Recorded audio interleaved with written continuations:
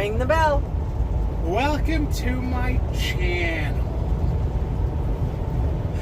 I am David H. I will be your host for this trip. Sound like you're a ride at Universal Studios. Anyways, don't forget to check out our YouTube page. No, sorry, well, you're on YouTube right now. Facebook. Don't forget to check out our Facebook page. It is David H. and Melissa H. Husband and wife. Yeah. Trucking across America. Oh yeah. We are currently in Colorado. We're coming up to Lamar. Hopefully that Lamar Walmart accepts truck drivers so we can do a little shopping. But yeah, we're on US 287 coming from Texas. Went through the panhandle of Oklahoma, and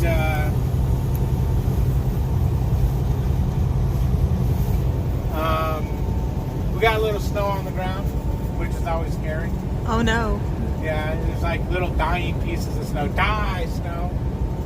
But yeah, so I'm gonna put a little bit of a couple clips together here and let you see what it looks like driving in the daylight for once, because I know a lot of my filming happens at night. Woohoo! We're running daylight. That means we get to sleep at night. But I don't have my little calendar anymore, so I'm not sure what day it is. It's the 4th for sure, because we deliver on the 5th. Yeah. We are going to be getting to our 90, which is our drop-off. Probably about 1, 2, well, it depends on whether we stop at Walmart or not. If we stop at Walmart, I would say between 2 and 3 o'clock. If we don't, I'm going to guess about 12:30, 1 o'clock. And we're going to see if they'll unload us early, because we're scheduled to unload at 6 a.m. Tomorrow.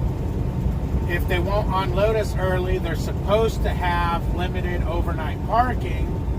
So we'll just go ahead and shut down there. If they kick us out of there, we'll see what's around there. I know I'm not sure how far Aurora is from Denver, the Denver drop yard for Prime.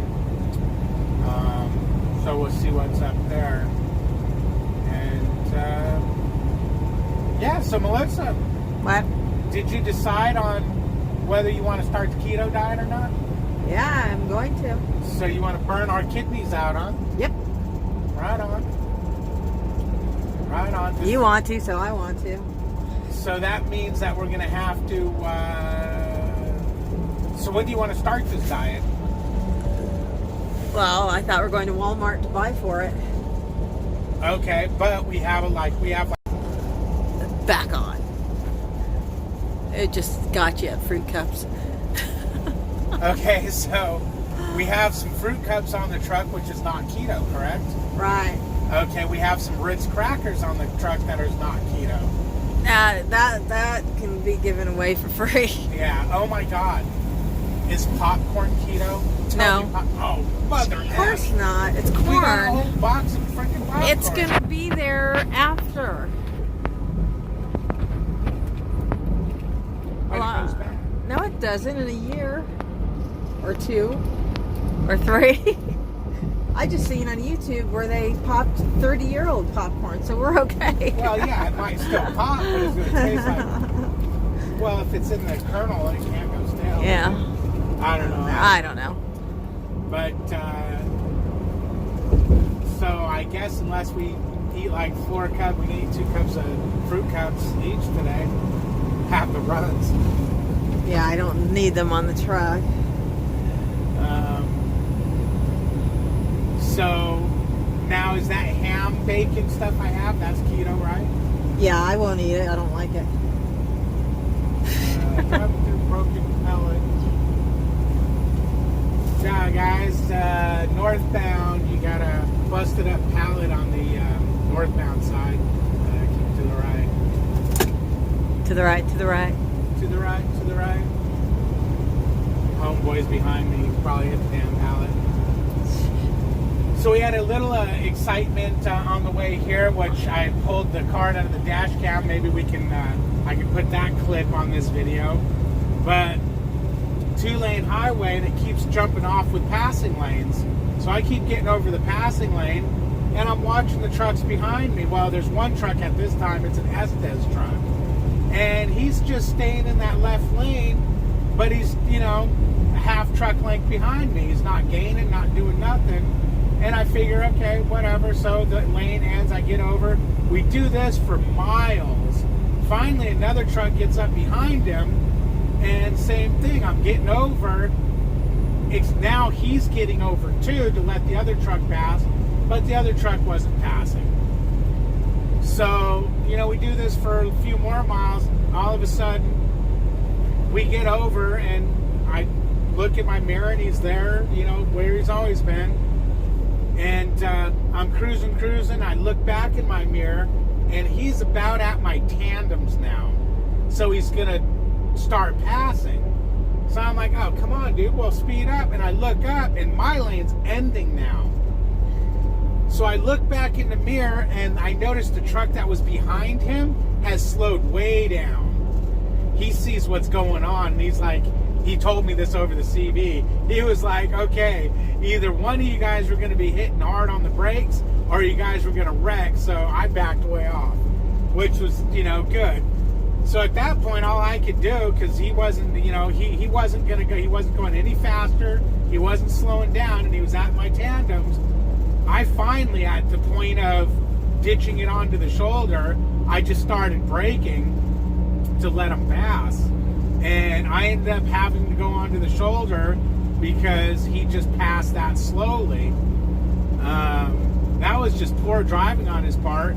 Come to find out, he's a 65 mile an hour governed truck too. So why he was trying to pass another truck that's running 65, I don't know.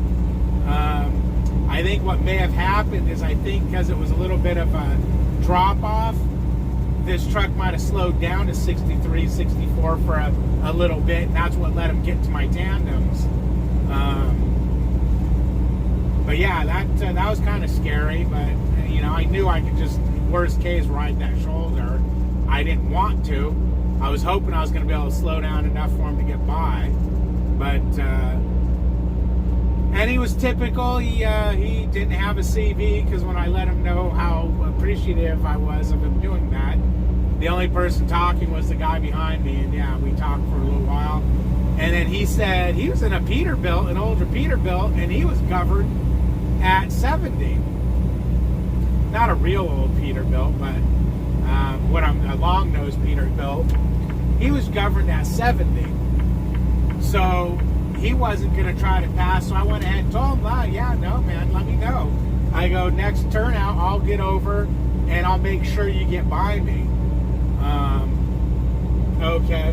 And see, I've got a guy passing right now, so I see the lane's ending up here not long. So I'm going to just make sure, I know the guy's passing me, I'm going to make sure he gets by me, and you can see, that's the way you pass. I'm 65 mile an hour right now, and he freaking passed me with no problem. But if he was creeping on me, I have no problem letting people pass. I'll slow down a little bit so they can pass, because I know what it's like to be stuck behind a slower moving vehicle. It sucks. You know, it sucks. So, you know, especially sometimes you get a guy on the CV who will let you know, hey man, can you let me by? And he might be governed at 68 and I'm governed at 65. I have no problem with that. You know, if I was running 64 and he's running 65 and he tells me he's going to be coming by me at the next thing, I'll slow down a little bit to make sure he gets by me. And I'll also slow down if I see a problem, you know, because to let them get by, even if they're just barely creeping on me.